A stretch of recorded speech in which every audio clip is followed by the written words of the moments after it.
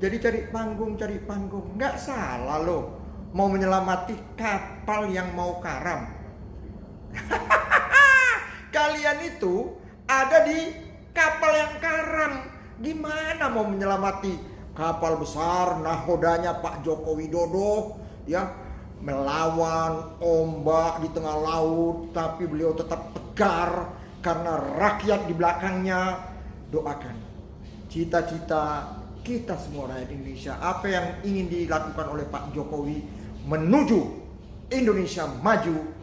Jokowi sangat berhasil. Satu, menjadikan anak kandungnya jadi calon wali kota, anak mantunya jadi calon wali kota Sumatera, besannya jadi calon bupati. Berhasil di dalamnya. Coretan Lukman, semua jadi obrolan.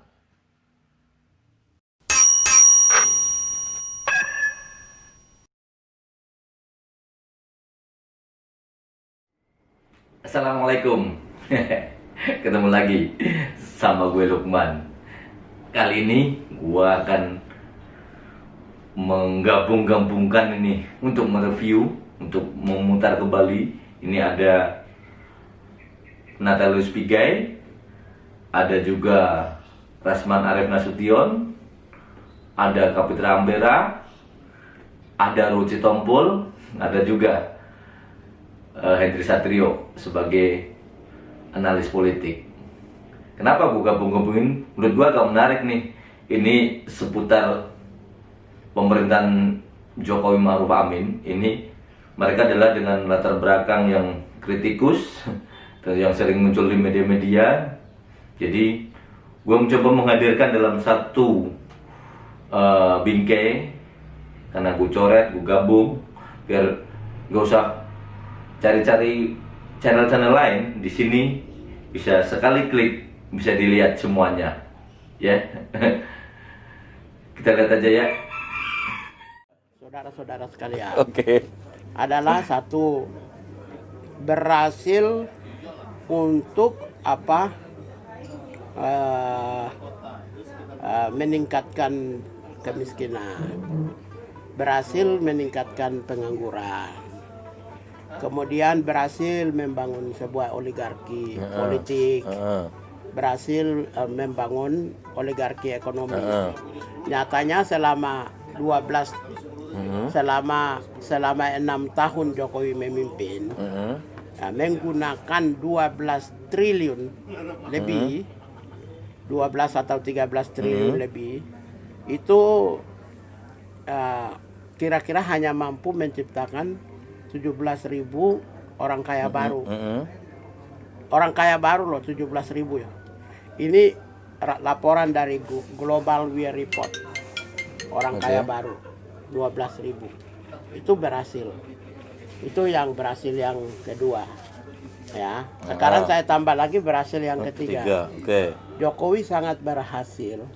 Satu, menjadikan anak kandungnya jadi calon wali kota, anak mantunya jadi calon wali kota Sumatera, besannya jadi calon bupati. Berhasil di dalam nepotismenya. Terus pejabat-pejabat di Indonesia itu, maaf ya, rata-rata orang Solo loh. Masa iya sih? Tentang Gubernur Bank Indonesia, orang mana? Solo. Bicara beberapa jenderal-jenderal dari mana? Solo.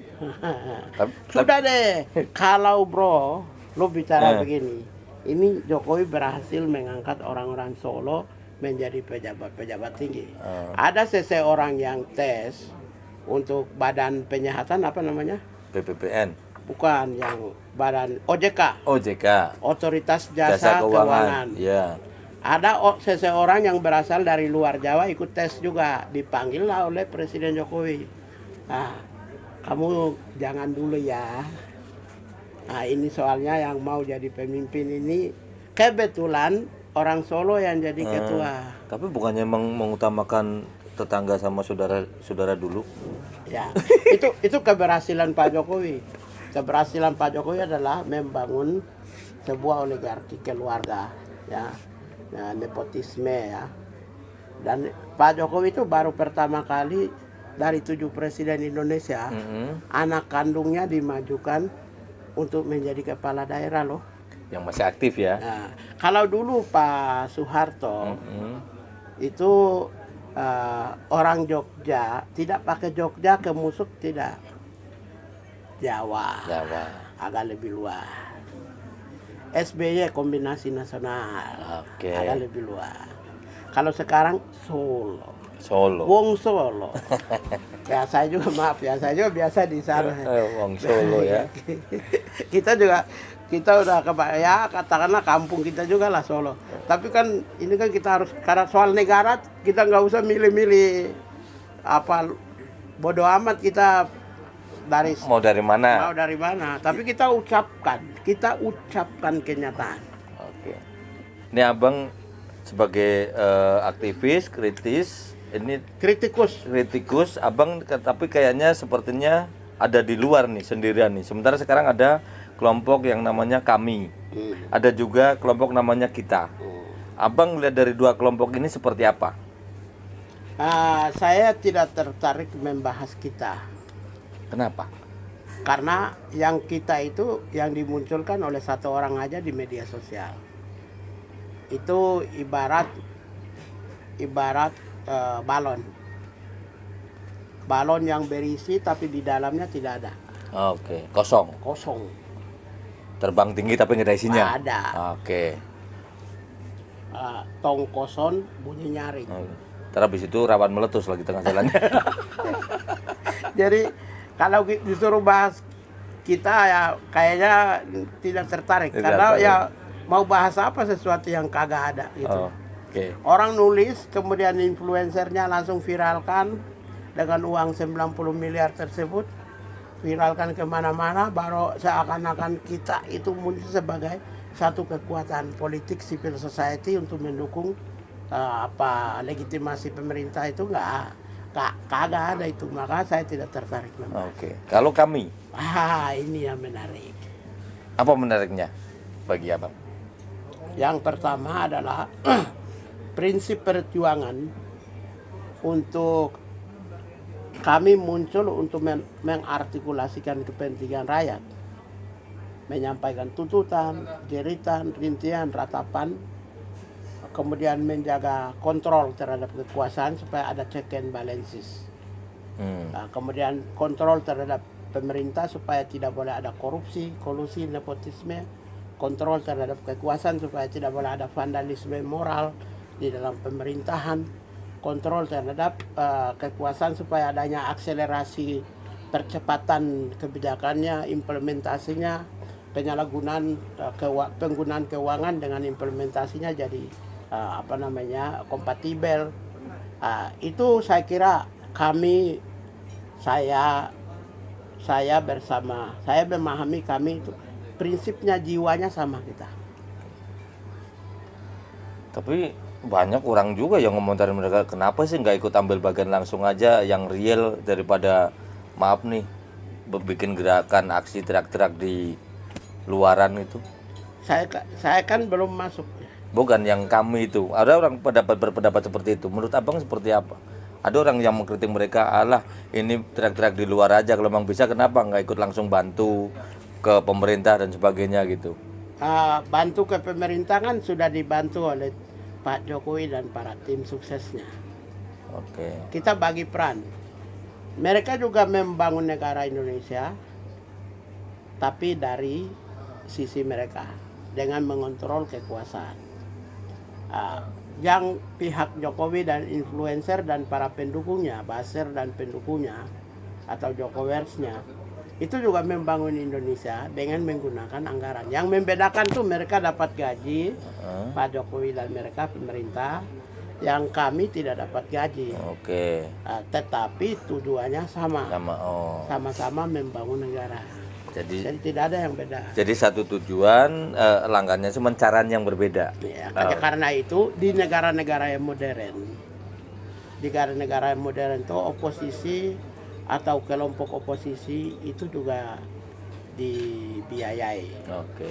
Kelompok oposisi disiapkan anggaran, kelompok oposisi difasilitasi akses media, difasilitasi akses untuk bisa mengartikulasikan kepentingan rakyat. Nah, kalau di negara-negara maju, Oke.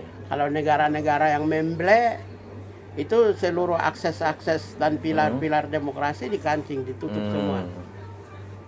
Anggarannya juga ditutup. Kemudian akses untuk bisa berbakti kepada negara, relasi hubungan mereka dengan negara juga ditutup. Media juga ditutup, semua ditutup. Kalau negara-negara memble. Oke.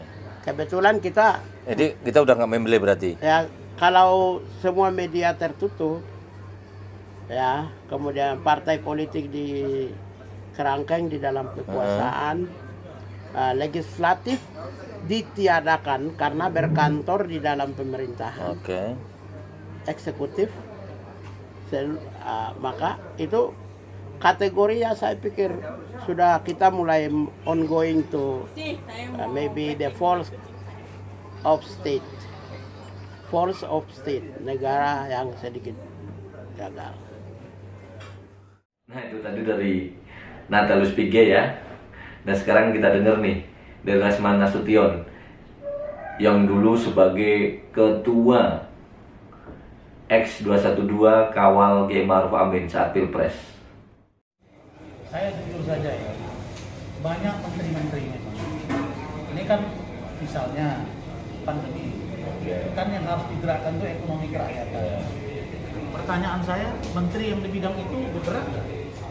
Menteri bidang itu tuh misalnya siapa? Iya, tak usah saya sebut, nanti banyak yang musuhi saya.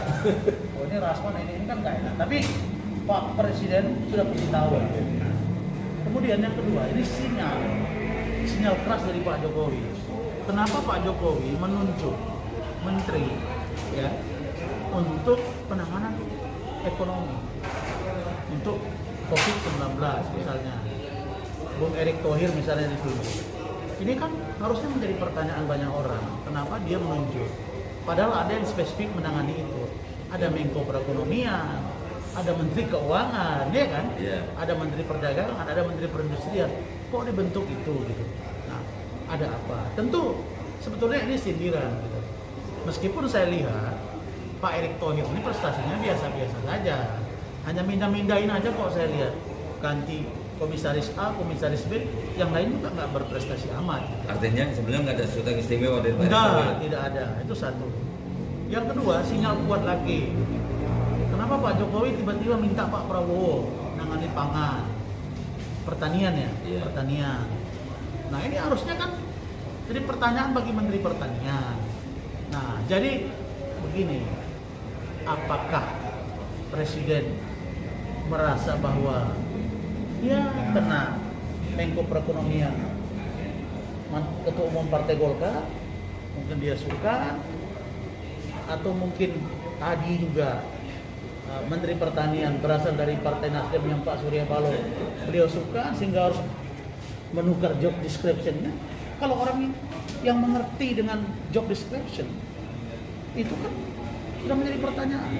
Pak Prabowo urusi pertanian, Erick Thohir masuk urusan penanganan ekonomi. Tapi abang kalau melihatnya memang si perindustrian, terus apa tadi pertanian, emang di sana nggak bergerak menterinya? Saya lihat kalau Pak Syahrul Yassin Limpo lebih sering berkunjung ke Sulawesi Selatan ke kampungnya, ya kan. Nah, tapi ya beliau padahal ketika ditunjuk jadi menteri kan mengatakan berpengalaman jadi camat, jadi bupati, jadi gubernur, sekarang menteri pertanian dan Sulawesi itu lumbungnya ketahanan pangan. Nah, ya saya lihat secara jujur, sebetulnya itu sinyal. Cuma saya berharap Pak Jokowi nggak usah lah minta Pak Prabowo nambah posisi urusan ini, terus Pak Erick nambah, udahlah ganti aja. Kan hak prerogatif dia gitu. Kenapa punya beban? Toh ini juga periode kedua kok. Dia juga nggak bisa periode yang ketiga. Ngapain? Dan ketua-ketua partai saya berharap dapat memaklumi kalau Pak Jokowi itu misalnya kurang puas. Kan dia sudah menyampaikan dalam sidang kabinet, tolong kita memiliki rasa yang sama. Nah artinya menurut dia, pembantunya tidak memiliki rasa yang sama. Ya kalau tidak memiliki rasa yang sama, artinya menteri itu tidak bisa menginterpretasi dan menjalankan instrumen ya visi misi dari presiden dan wakil presiden oleh menterinya. Kalau itu sudah terjadi, ngapain ragu-ragu? Berarti Ganti saja Pak Jokowi. Gitu. menterinya yang kurang greget, Memang kurang jelas, greget. ganti gitu ya. Ada berapa menteri menurut Abang yang patut untuk diganti? Ya saya lihat yang pertama bidang ekonomi. Semua ini bidang ekonomi. Ya kita nggak bilang harus menteri A, menteri B ya. Ya yang terkait dengan perekonomian, kerakyatan, ekonomi menengah ke bawah. Di bawah Menko Perekonomian lah ya. Nah, banyak terlibat di situ. Oke. Nah, lalu kemudian kan begini, Pak Jokowi ini kan orangnya kan optimis. Optimismenya tinggi. Nah, saya berharap Ibu Sri Mulyani yang pernah direktur Bank Dunia itu memberi optimisme kepada bangsa ini. Sekali-sekali Ibu Sri Mulyani tampil lah. Jadi jangan dikesankan besok bangsa ini akan kolaps gara-gara COVID. Ya kalau memang kita sedang menghadapi masa darurat, ngomong supaya orang tahu. Jangan nanti dipersalahkan semua kepada presiden. Ini sudah pandemi. Ini misalnya Ahok sekarang turun merugi Pertamina karena Ahok kemarin keceplos. Berdebat di TV saya amati. Ya dari awal memang saya lihat Ahok ini memang tukang cakap gitu, bukan tukang kerja. Banyak ngomong. Banyak gitu ngomong maksudnya. dari dulu sejak dia jadi gubernur. Walaupun saya pendukung Jokowi, saya tetap melihat Ahok memang tidak pantas di posisi itu gitu. Nah, tapi itu ketua Ahok manianya, PTP manianya Immanuel Ebenezer malah jadi komisaris. Nggak ngerti saya indikatornya apa kok bisa dia jadi komisaris. Saya sedikit pun nggak cemburu kepada dia, tapi kalau menurut saya ya harus dilihat dong kompetensi orangnya apa. Ya kan boleh bagi gue ya, walaupun kita bagi orang dalam boleh bagi gue, tapi masih tepat the right man on the right place. Kalau dalam bahasa agama begini, idza musidal amru ila ghairi ahlihi fantazil sa'at.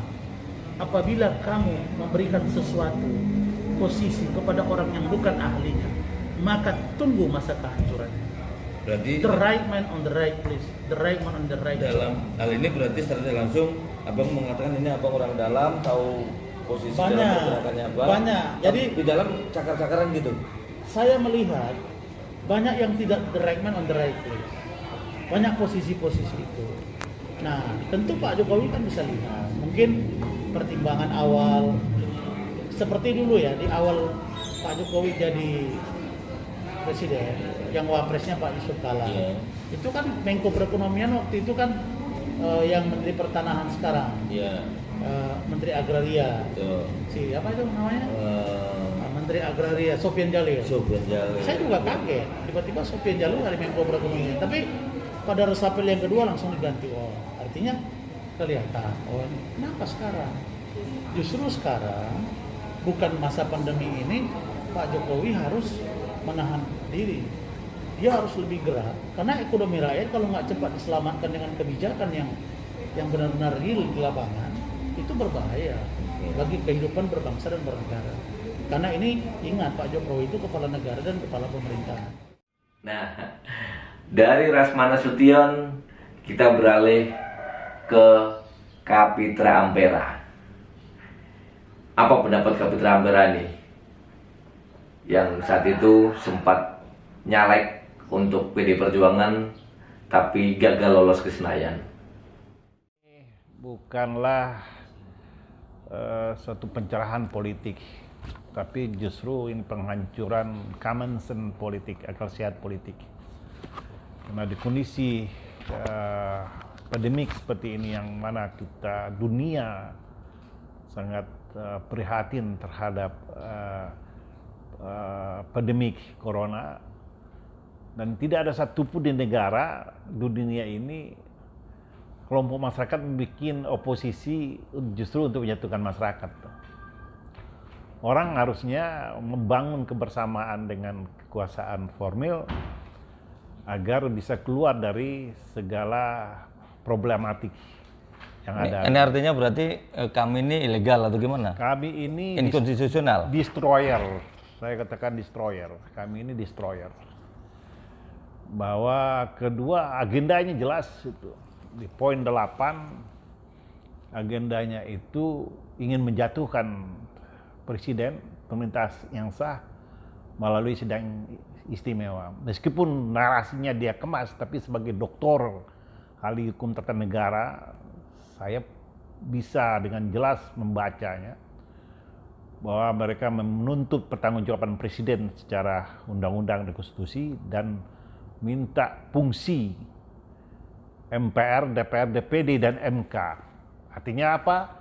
MPR itu terdiri dari anggota DPR dan DPD untuk melakukan sidang istimewa, lalu hasilnya dibawa ke Mahkamah Konstitusi.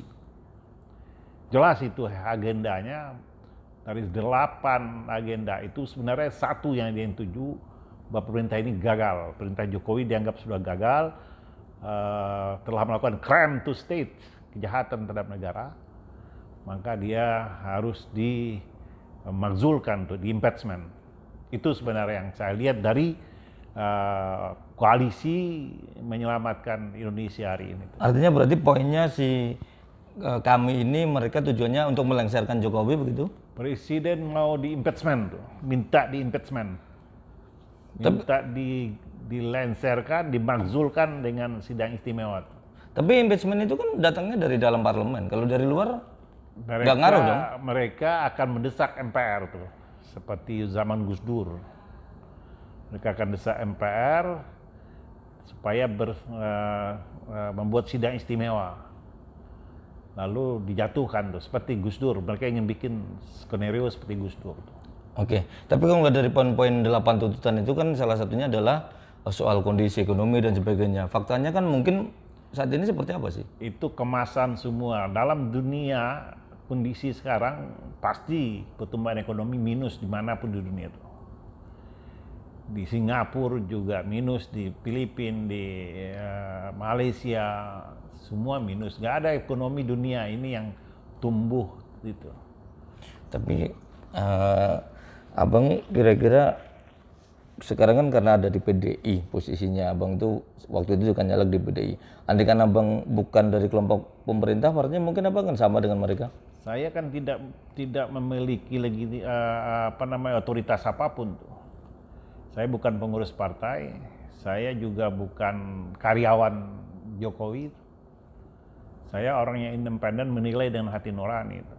Artinya abang bukan karena nggak ada urusan. Saya pernah mencaleg nih di PDI, saya anggota partai betul, tapi saya bukan struktur partai itu. Saya bukan struktur partai PDI dan saya bukan orang yang diberi kekuasaan oleh pemerintah, bukan pula orang yang mewakili pemerintah itu. Nggak ada urusan dengan saya itu. Tapi ada orang bilang juga, Bang, ini Bang Kapitra kalau suara-suaranya kenceng lagi ada maunya nih. Kan denger-denger mau dari reshuffle nih, jangan-jangan abang juga ke situ arahnya. Harusnya dari kemarin gua harus udah dikasih jabatan tuh, karena gua berdarah-darah bela Jokowi tuh. Ternyata kan nggak ada. Terus gua nggak ngamuk-ngamuk tuh, gua nggak marah-marah sama presiden. Dulu saya minta itu supaya jadi jasa agung tuh. Nggak dikasih juga nggak apa-apa. Ini soal nurani kebangsaan. Soal warga negara, gue ini warga negara. Nggak ada urusan dengan Presiden Jokowi, nggak ada urusan tuh dengan yang lain. Tapi ya kondisi seperti ini, kenapa sih kita tidak mencoba menutupi kekurangan pemerintah dalam penanganan COVID dengan gerakan-gerakan, dengan karya-karya yang bisa menyelamatkan rakyat Indonesia itu dari COVID. Itu dulu dong menjadi fokus kita. Oke, jadi menurut abang itu mereka ini kenapa sampai deklarasi itu? Pertama saya ngelihat ini kumpulan sebagian besar orang yang power syndrome. Kedua orang yang mengalami megalomania, merasa besar tuh ya, merasa benar sendiri itu. Dan ketiga mungkin juga ada sebagian yang merasa sakit hati, apakah karena termarginalkan atau pernah di PHP, ya kan, dan sebagainya bisa saja. Tapi ini latar belakangnya kan personal betul, bukan latar belakang kebangsaan, kepedulian pada bangsa. Tapi kan ini bukanlah menyelamatkan Indonesia, ini menyelamatkan eksistensi yang mulai redup tuh. Artinya mereka bahasa warung kopinya bahwa mereka itu lagi cari muka di publik itu? Mereka ingin merebut kembali pasarnya tuh di masyarakat. Jadi jangan diikuti yang begini tuh, karena tidak ada sense of nation. Gitu ya. Ini agak menarik nih, Abang tadi menilai bahwa salah satunya diantaranya adalah mereka mungkin di PHP atau sakit hati. Atau memang dari mereka ada yang pernah dijanjikan sesuatu dari penguasa ini, Bang? Pernah dengar itu? Saya dengar ada sebagian orang yang pernah dijanjikan dari menteri dan sebagainya. Siapa tuh? Ada, dan ada juga ada beberapa orang yang sakit hati. Sakit hati dengan Pak Jokowi lah, dengan pemerintah. Jadi lalu mengkalkulasi sendiri perkembangan ekonomi dan perkembangan kekinian dan termasuk kebijakan-kebijakan pemerintah. Mereka lupa, presiden itu making law, pembuat undang-undang juga tuh. Dan mengikat secara general. Kalau mereka menganggap undang-undang yang dibuat presiden itu bertentangan dengan undang-undang dasar, ada penyalurannya di Mahkamah Konstitusi. Jangan dia biarkan bola liar berada dalam opini masyarakat, sehingga justru merobohkan ketahanan nasional. Apalagi kita perlu ketahanan diri hari ini. Jangan dibawa ke pemikiran-pemikiran yang destruktif, yang justru menurunkan imunitas kita sebagai bangsa. Ini termasuk tindakan makar nggak yang seperti ini, Bang? Saya pikir ini makar yang terselubung dengan membungkus konstitusi sebagai guidance of attacks-nya tuh. Dari mana, Bang, unsur makarnya itu kalau saya... Presiden bisa dimakzulkan kalau dia melakukan kejahatan pada negara. Dia melakukan korupsi, dia melakukan crime against humanity, dia terlibat perbuatan pidana dan sebagainya. Lalu di mana kejahatan Presiden Jokowi hari ini sehingga harus dimakzulkan?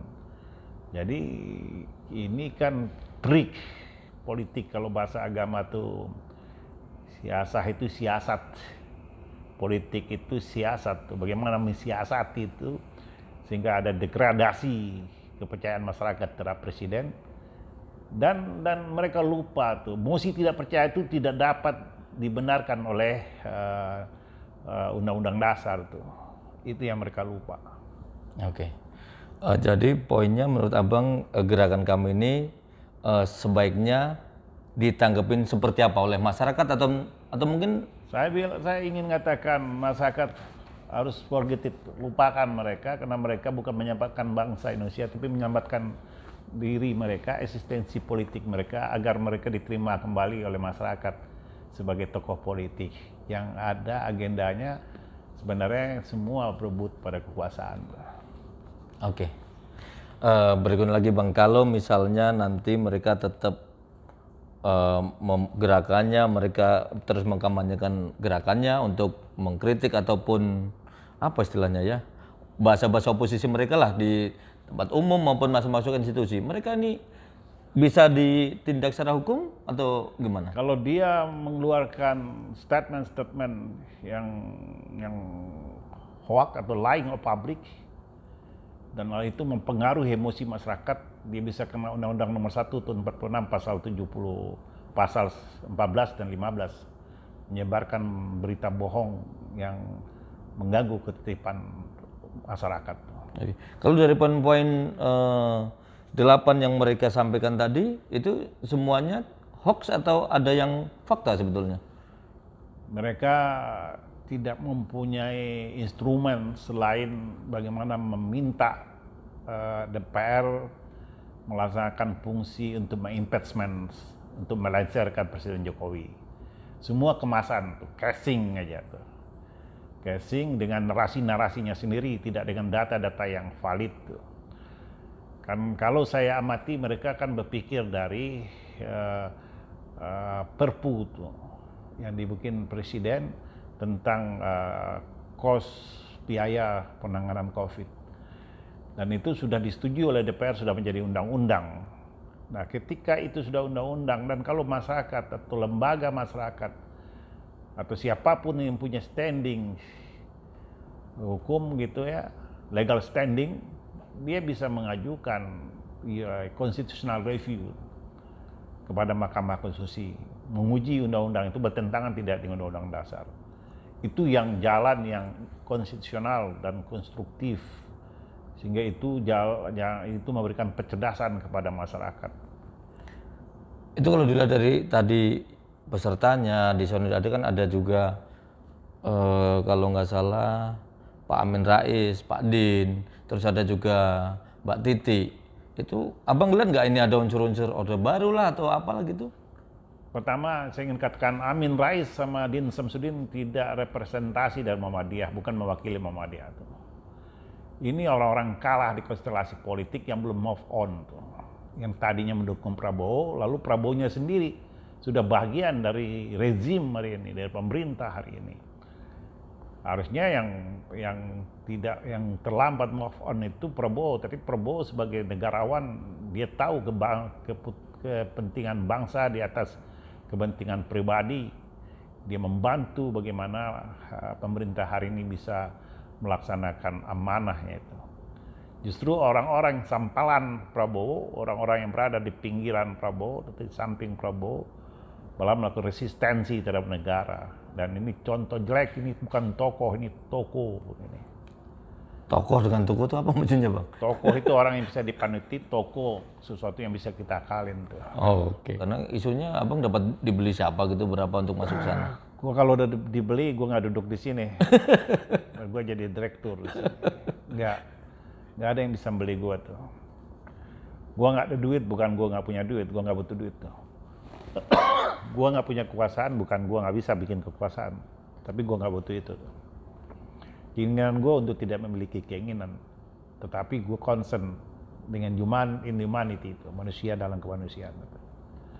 Gua juga satu-satunya bangsa gua, negara gua yang Indonesia. Gua nggak mau negara ini propaganda oleh kepentingan dan ambisi dan keserakahan politik sekelompok orang. Karena kampung gue cuma di Indonesia, kemanapun kaki gue melangkah, gue pulang ke Indonesia. Gue bukan warga negara keturunan tuh, gue asli Indonesia. Indonesia, kalau orang Belanda bilang. Gue asli orang Indonesia di kampung gue. Gue harus rawat tuh, siapapun pemimpinnya boleh saling berganti tuh. Tapi Indonesia harus ada tuh. Oke. Semangat itu aja, semangat memiliki bangsa ini. Yang gue nggak rela satu jengkal tanahnya diinvasi oleh asing, dan gue juga nggak mau tuh kelompok orang yang ada di dalam memperandakan Indonesia menjadi suatu sejarah tuh. Itu aja kepentingan gue nggak punya kepentingan lain. Saya tegaskan saya bukan karyawan dan pegawai Presiden Jokowi itu. Oke. Jelas itu. Oke bang. Saya belum pernah terima Rp1 pun dari Presiden Jokowi. Oke. Mantap. Jadi kalau ada yang mengatakan saya terima wallahi Rp1 gue belum pernah terima uang dari Presiden Jokowi, fasilitas maupun barang-barang apapun. Oke. Termasuknya itu, kan waktu itu saya sempat dengar sih namanya juga obrolan warung kopi gitu. Katanya wah iya nih kelompok Bang Kapten ini dapat dari siapa gitulah, dari pejabat ini biar untuk gembosin 212 waktu itu malah ramenya itu. Bohong besar tuh. 212 gue ikut dirikan tuh. Oh. Nah, udah denger ya? Apa pengakuannya dari Kapitra Ampera yang dari 212, dia terus berbalik mendukung Jokowi Ma'ruf, bahkan malah nyalek lewat Partai PD Perjuangan meskipun gagal ke Senayan sih. Dari Kapitra sekarang kita dengerin dari Ruci Tompul. Ini orang yang setia mulai dari Ahok sampai dengan Jokowi. Ini pokoknya tiada habisnya deh untuk Jokowi Ma'ruf Amin di Ruci Tompul. Apa kata dia seputar adanya pergerakan kami dan juga kita? Jadi komentar aku, ya move on dong, move on. Kalau diusut-usut siapa sih mereka selama ini tim sukses dari salah satu capres? Tapi capresnya aja sekarang udah menjadi pembantu Bapak Presiden dan kerja bagus lagi. Pak Prabowo. Mereka mungkin nggak ikut dalam gerbongnya Pak Prabowo. Jadi cari panggung. Nggak salah loh. Mau menyelamati kapal yang mau karam. Kalian itu ada di kapal yang karam.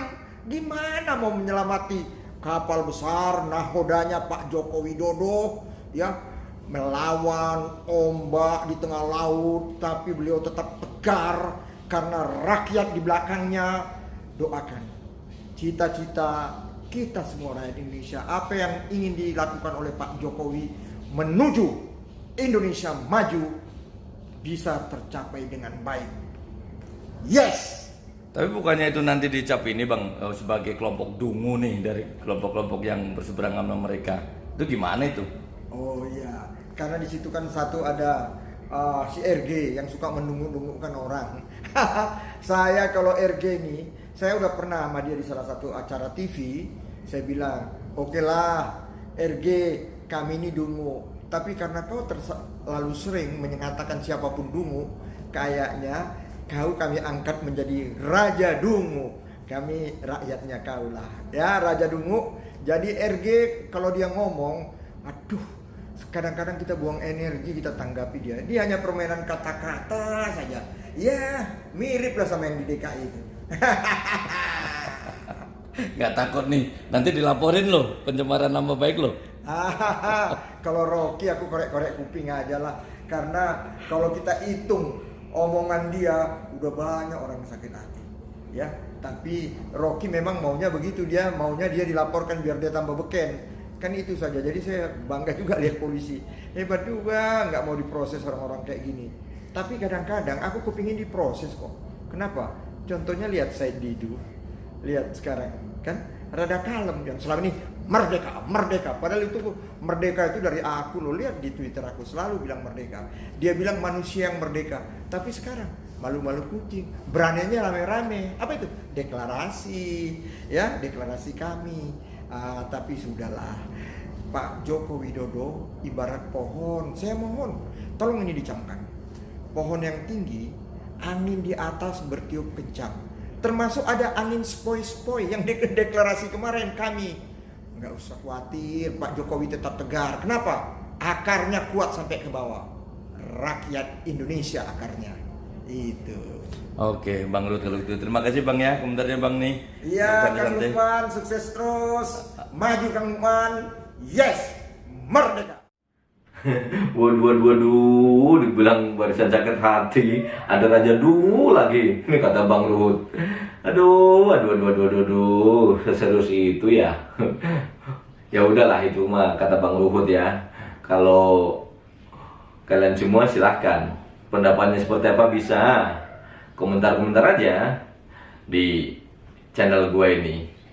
Dan dari sudah kita dengerin dari Natilius Pigai, ada Rasmana Sution, ada juga Kapitra Ampera, juga Ruhut Sitompul.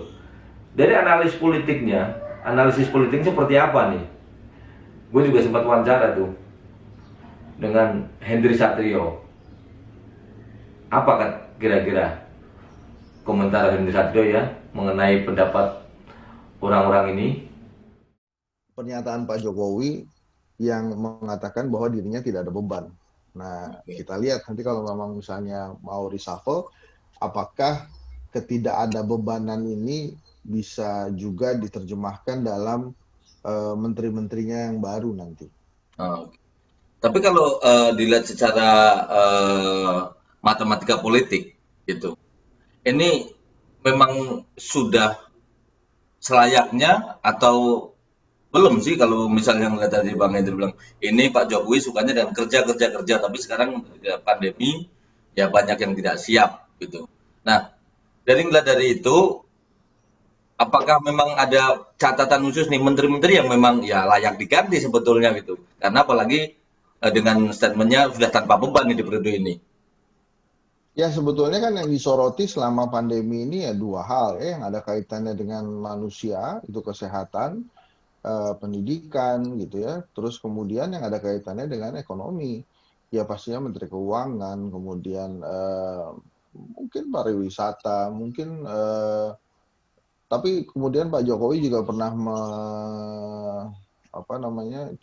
pernah menegur Kementerian Dalam Negeri juga karena ketidakkompakan para kepala daerah. Terus kemudian eh, banyak juga yang dia tegur kan. Ya ini kita sih melihatnya kebutuhannya presiden aja sih sekarang. Kan harusnya presiden paham lah ya, nggak tutup mata juga. Misalnya Menteri Kesehatan, ya kalau memang nggak di reshuffle ya dikasih tahu juga Menteri Kesehatannya. Karena apa? Kan sekarang dokter-dokter ini kondisi psikologi dan kemudian kondisi mentalnya mungkin lagi capek ya.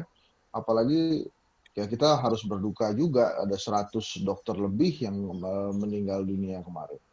Nah, kemudian di pendidikan, walaupun Mas Nadiem berusaha memperbaiki kinerjanya gitu ya dengan menyediakan kuota-kuota untuk anak sekolah, dosen dan lain-lain, ya memang harus diakui itu terlambat. Kemudian yang paling kentara ya dari sisi ekonomi. Nah, hanya saja Mas Lukman, memang yang harus diwaspadai oleh Pak Jokowi adalah tentang legasinya dia. Legasi warisan-warisan yang akan diberikan kepada bangsa ini. Sebab keberhasilan sebuah kabinet itu tidak pernah ditentukan oleh menteri. Yang diingat oleh sejarah itu adalah kemampuan presiden. Presidennya berhasil atau tidak.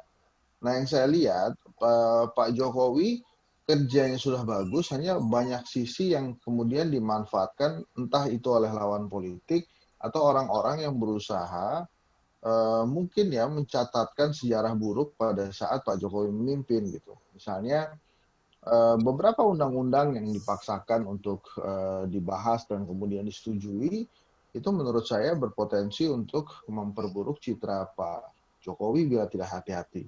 Dewan Moneter misalnya yang saat ini dibahas itu obviously menurut saya memang sebaiknya tidak diteruskan oleh presiden. Artinya presiden bisa menarik tim pemerintah untuk menarik diri menolak membahas tentang undang-undang Dewan Moneter misalnya. Terus kemudian ada Omnibus Law juga. Nah ini kan perlu dikaji juga gitu seberapa jauh kepentingan masyarakat, kepentingan rakyat versus kepentingan investor yang sering didengung-dengungkan oleh beberapa menteri Pak Jokowi. Jadi memang di periode kedua ini tidak lebih mudah ternyata buat seorang Jokowi untuk memimpin dan mengendalikan kabinetnya. Walaupun saya sih optimis presiden bisa melakukan itu.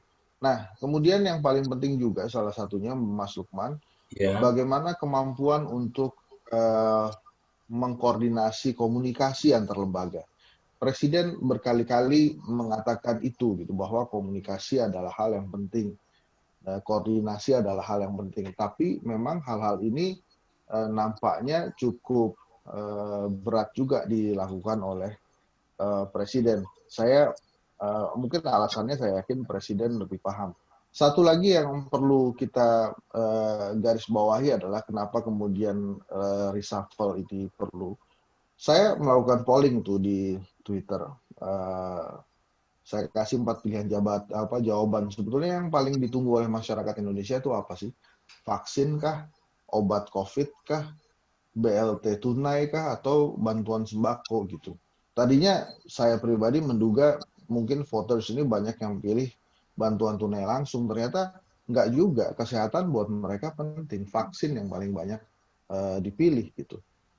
Artinya kebutuhan vaksin ini merupakan kebutuhan harapan baru bagi rakyat Indonesia. Nah, tapi kan kondisi COVID ini tidak membaik ya. Per hari ini aja banyak sekali yang kemudian terinfeksi positif, kemudian yang meninggal juga bertambah, walaupun yang sembuh juga bertambah. Jadi menurut saya kalau kemudian Pak Jokowi ingin melakukan reshuffle, maka menurut saya konsentrasilah di bidang kemanusiaan dan ekonomi yang memang ditunggu oleh masyarakat pergerakannya. Nah, kalau sekarang ini mungkin ada beberapa fokus yang dijalankan oleh Pak Jokowi yang kemungkinan tidak sama dengan fokus rakyatnya. Ya, makanya penting juga untuk menerima masukan-masukan kritis dari masyarakat. Apa yang disampaikan oleh KK3 itu mestinya sih jadi masukan kritis gitu. Sekarang apakah pada saat presiden mendengungkan tentang investor, apakah masyarakat paham bahwa pentingnya investor itu apa untuk negara ini? Nah, itu menurut saya yang banyak hal yang mesti dijelaskan. Seperti yang tadi saya sampaikan, Mas Lukman. Kalau dari voters itu ternyata bukan semata-mata ekonomi kok yang ditunggu, tapi juga kesehatan. Karena kalau kemarin kita dengar beritanya bahwa ICU udah penuh karena terlalu banyak pasien COVID, kan itu menakutkan buat Betul. sebagian orang gitu. Dan misteri-misteri itu kan masih banyak juga gitu. Misalnya suspek pertama yang menyebarkan virus itu mungkin ya awalnya dari 3 orang yang dirawat pertama itu malah kemudian kan diberikan duta anti COVID tuh. Nah, tapi mereka mungkin tidak ditanya betul gitu kenapa kemudian dalam kondisi seperti saat itu mereka masih menghadiri pesta yang akhirnya membuat COVID ini berkembang di Indonesia gitu. Walaupun banyak pihak mengatakan COVID ini bisa disembuhkan, tapi tetap aja ngeri juga, Mas Lukman. Betul. Nah, kembali ke reshuffle tadi, mestinya Pak Jokowi mempertimbangkan era pandemi ini sebagai salah satu alasan untuk melakukan reshuffle. Dan timingnya menurut saya sih terserah Pak Jokowi ya. Kapan? Kalau sekarang dihitung tahun lalu ya ini udah lebih panjang dari periode pertama. Ini seperti tadi saya katakan, kalau nggak salah periode pertama itu 10 bulan beliau sudah melakukan reshuffle. Sekarang udah lebih dari Hampir hampir setahun. setahun ya, hampir setahun ya. Ya, ya. Ya udah cukup lah kalau misalnya untuk kemarin balas-balas budi karena ikut membantu barangkali, ya barangkali kan tahu. Nah, ini menarik memang kita ngobrol soal eh, penguasa apalagi Presiden Pak Jokowi. Ternyata dari segala sisi dari sini banyak juga jadi cerita ya. Namanya juga presiden ya. Kalau nggak diceritain rakyatnya malah bahaya nih rakyat nggak kenal presidennya ini. Nah, agak menarik nih. Tiba-tiba di tengah lagi rame-ramenya ada pandemi lah, ada politik yang ada beberapa gerakan-gerakan politik yang mulai muncul di luar sana, ada kami, ada kita gitu. Nah, ada juga sebelumnya ada tiba-tiba PDI memberikan rekomendasi kepada putranya Mas Gibran. Terus ada menantunya juga Mas Bobi. Ini kan jadi menarik jatuhnya, waduh, ini Pak Jokowi bangun dinasti nih. Ini Pak Jokowi jangan bangun dinasti nih. Nah, ini kalau sebenarnya kan kalau kalau menurut gua nih di secara aturan sebenarnya nggak ada yang salah. Menurut gua ya MK waktu itu kan kalau nggak salah sudah membatalkan soal itu gugatan. Tapi kalau secara politik, secara etika ataupun ya mungkin secara pandangan-pandangan politik praktisnya atau politik apalah itu gimana Mas kalau melihat seperti ini nih? Ya memang Seharusnya nggak ada bagaimana gitu? etika, nggak ada etika yang dilanggar juga gitu. Kalau saya sih dari dulu mengatakan, kalau menurut gue nih ya, itu ada beberapa hal penyebab hal seperti Mas Gibran ini eh, terjadi dan sebetulnya bisa dicegah. Yang cara mencegahnya itu ada 4 saya kata. Yang pertama, kaderisasi partai politik ini benar gitu. Kenapa saya katakan demikian? Karena kalau kaderisasi partai politiknya benar, maka brand keluarga itu akan nebeng ke partai politik. Nah, yang terjadi dengan Mas Gibran ini kan kekuatan brand keluarganya melebihi kekuatan brand partai politik yang ada di Solo. Oke. Sehingga akhirnya brand keluarga itu keluar. Jadi kalau partai politiknya tidak lemah dalam kaderisasi, hal ini tidak akan terjadi. Dan kalau partai politik melakukan kaderisasi, dia tidak akan memberikan rekomendasi kepada orang-orang yang memiliki brand keluarga lebih kuat. Gitu. Kemudian yang kedua adalah yang paling sakti ini tidak dipilih oleh rakyat. Kalau banyak dugaan dinasti politik kemudian ditolak oleh rakyat, ya cara paling mudahnya adalah dipilih oleh rakyat. Nah masalahnya nggak semua dinasti politik ini bawa efek negatif, bro. Banyak yang positif juga. Dari beberapa jurnal yang saya baca, ada dari Harvard, kemudian dari ada satu lagi tuh yang itu justru menyatakan beberapa dinasti politik justru berimbas positif pada pembangunan di daerahnya. Bahkan eh, dinasti politik juga bisa mengakibatkan atau membuat women empowerment itu lebih kuat terjadi. Pemberdayaan perempuan ini mungkin pemberdayaan perempuan kalau dicontohkan di Indonesia, Provinsi Banten itu kan dinasti politiknya kuat dan banyak perempuan dari dinasti itu yang kemudian jadi pemimpin daerah. Ada beberapa makanya yang positif, makanya kalau rakyat nggak suka, jadi benar tuh kata Mas Gibran, kalau memang nggak suka nggak usah dipilih. Itu hukuman paling dahsyat. Nah, yang alasan ketiga keempat ini lebih ke pejabat yang sedang menjabat. Jadi kalau pejabat yang sedang menjabat tidak mengizinkan kerabatnya untuk ikut-ikutan menjabat, maju konstelasi kompetisi pilkada, ini kerabatnya pasti nurut. Misalnya Mas Lukman jadi gubernur, terus anaknya Mas Lukman mau maju juga gubernur. Mas Lukman larang, udah nggak usah loleh maju-maju, pena gitu. Nah udah nggak akan maju anaknya. Nah kemudian yang keempat adalah si kerabat yang kerabatnya lagi menjabat ini nggak punya keinginan untuk ikut-ikutan menjabat. Jadi anaknya Mas Lukman tadi nggak pengen tuh ikut-ikutan jadi gubernur misalnya. Nah, empat hal itu sebetulnya yang bisa membuat dugaan dinasti politik ini berkurang. Tapi itu tadi saya katakan, dari beberapa jurnal tidak semuanya dinasti politik itu berimbas jelek. Walaupun memang ada beberapa daerah yang akhirnya nggak kemana-mana, gitu, dipimpin oleh dinasti politik, tapi kemajuan pembangunannya juga di situ-situ saja. Menurut Mas Hendri, apakah ini sebagai oposisi di luar sistem kan ada DPR ini, tapi kan mereka di luar. Atau sebenarnya nih gerakan untuk membangun kekuatan politik yang ya paling tidak punya tujuan tertentu nanti misalnya untuk apa sih membuat salah satu di situ kadernya atau pengurusnya untuk bertarung di pemilu nanti, Pilpres. pilpres. Begini, saya nggak ngerti ya, karena nggak diajak dan nggak datang juga gitu kan. Jadi bukan deklarator. Jadi saya menyaksikan aja bahwa kami ini sebetulnya bukan hal baru ya.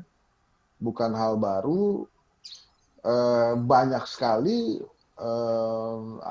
deklarasi-deklarasi kami ini sebetulnya. Ini kemudian menjadi heboh karena memang banyak tokoh-tokoh yang berpotensi di sana. Ada RR, ada Gatot, ada Rocky Gerung, ada Bang Refli, dan lain-lain. Nah, bedanya di situ aja sebetulnya. Tapi yang perlu dilakukan oleh kami adalah bagaimana mereka bisa lebih mengakar di tubuh rakyat Indonesia. Momentumnya ini belum ketemu. Jadi memang yang akan memperbesar kami ini adalah momentum politiknya. Nah, saat ini memang belum ada. Apa yang menjadi momentumnya masih terlalu jauh dari masyarakat. Sebetulnya momentum sebuah pergerakan yang paling mudah itu dari dulu itu adalah perut, Mas Lukman. Jadi kalau sudah mulai lapar, marah gitu biasanya. Sama kan, gua lah, bukan sama. Saya juga kalau lapar resek biasanya. Nah, tahu Mas Lukman resek kalau lapar. Nah, kalau udah lapar, resek, itu momentumnya dapat. Nah sekarang yang paling menarik itu justru pertanyaan Mas Lukman yang terakhir. Kira-kira ada nggak orang kami yang bisa maju ke Pilpres? Nah masalahnya kami ini satu, threshold, gitu ya, presidensial threshold. Yang kedua, nggak ada partai politiknya. Nah di Indonesia itu nggak ada calon independen. Jadi harus bisa menunjukkan bahwa mereka cukup punya daya pilih gitu. Nah, kemudian tantangan keduanya, kalau mereka sudah punya daya pilih, siapa yang mau didorong? Gatot Nurmantio, atau Riza Ramli, atau Din Samsudin? Nggak tahu juga. Nah, waktu kita di 98 kan, 97 itu ada poros tengah, Akbar, Bang Akbar, Pak Amin, Pak Gus Dur, Bu Mega, dan Sultan Hamengkubuwono itu, lima-limanya pantas tuh jadi presiden. akhirnya kan pemilihan presidennya juga ditentukan oleh mereka berlima.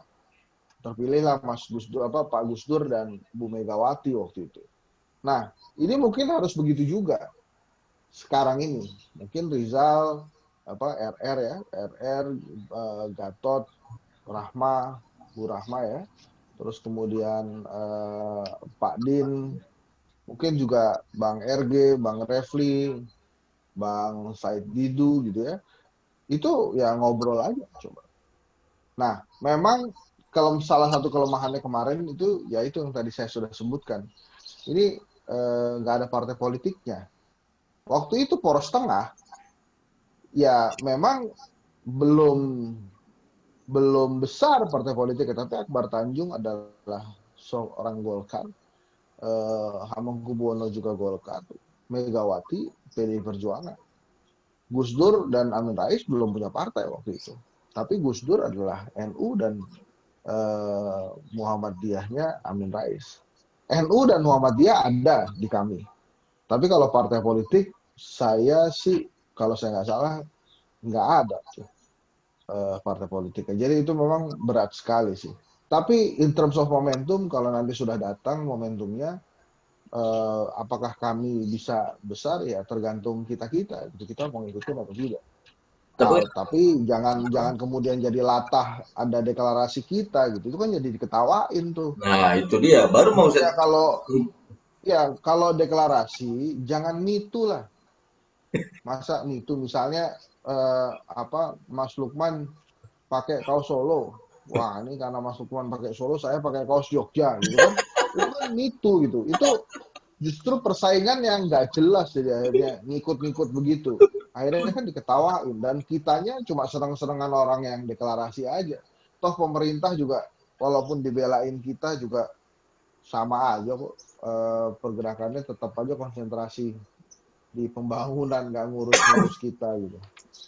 Jadi kan akhirnya ada juga yang ngomongin, oh kalau kita itu barisan happy-happy, kalau kami barisan hati-hati. Itu gimana tuh? Ya terserah lah ya, itu bentukan kita dan kami. Yang jelas memang kami ini kan kalau saya melihatnya muncul dari keprihatinan terhadap Indonesia. Jadi artinya mereka ini mau jadi mitra pemerintah untuk memberikan masukan-masukan kritis. Tapi kalau kita ini muncul keprihatinan karena kami muncul gitu kan norak. Jadi nggak apple to apple juga gitu. Jadi ya kita lihat aja. Ada sebetulnya Mas Lukman, saya juga tweet juga. Ada yang nanya, kenapa sih mesti kami, kenapa nggak kita gitu. Ya itu yang nanya kenapa nggak kita, ya cari dulu aja kepanjangan kita itu apa. Kami itu kan singkatan. Bukan kami itu ya kami. Ya, tapi anyway, itulah nikmatnya hidup di Indonesia. Jadi, dalalah kita itu isone gur melu-melu ngono ya.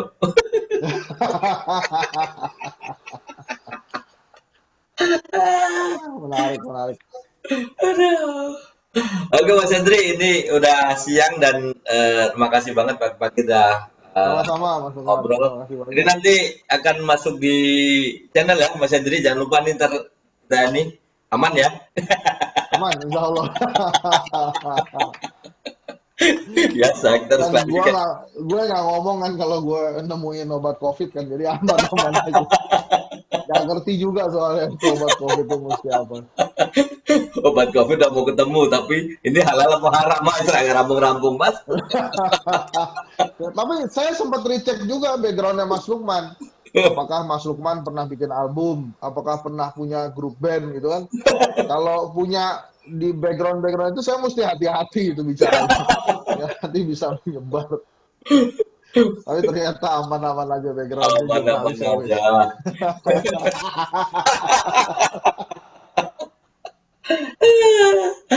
Oke Mas Hendri, terima kasih sekali udah berbincang-bincang di pagi ini ya. Oke, sukses selalu. Ya. Oke. Sama-sama, terima kasih. Terima kasih. Waalaikumsalam. Pendapat boleh beda-beda, itulah namanya demokrasi. Kata Hendri Satrio sih wajar ada pergerakan kami, ada kita. Tapi yang dia kritisin sih kenapa gerakannya itu ngikut-ngikut. Setelah deklarasi kami, ada deklarasi kita. Seolah-olah kita ini menjadi follower, hanya ngikut-ngikut. Itu kata Hendri Satrio. Nah, tapi yang pasti udah dengerin semua kan tadi kan, ada Natalius Pigai yang mengatakan ya kalau kami ini patut didukung nih sebagai pergerakan yang bisa mengontrol pemerintah dari luar sebagai social society. Tapi kalau gerakan kita itu adalah gerakan yang tong kosong, jadi tidak layak dia nilai katanya. Lalu ada si Rasman Sution yang dia bicara soal ya bisa hancur ini negara kalau Pak Jokowi menunjuk orangnya tidak pas, yang tidak sesuai dengan kompetensinya. Lalu ada juga si Kapitra Ampera yang membantah tudingan bahwa dia dibayar membelot dari PA 212 ke PDI Perjuangan. Lain lagi dengan Ruci Tompul yang kencang untuk menilai bahwa gerakan kami adalah barisan sakit hati. Jadi mereka kalau nggak bikin gerakan seperti itu, nggak banyak ngomong katanya, ya nggak ada eksistensinya, itu kata Ruci Tompul. Ya, lalu juga si analis politiknya yang saya terima bahwa ya ada perkembangan bagus, tapi ya jangan boyo, jangan ngikutin gitulah. Udah ada kami kok, terus kita ikut-ikutan seolah-olah lu bisa, gue bisa. Ini kurang menarik jadinya katanya. Lalu apa nih komentar dari kalian semua? Samakah dengan diantara orang-orang tadi atau punya komentar berbeda? Silahkan tulis saja komentarnya. Terima kasih telah menonton Coretan Lukman. Assalamualaikum.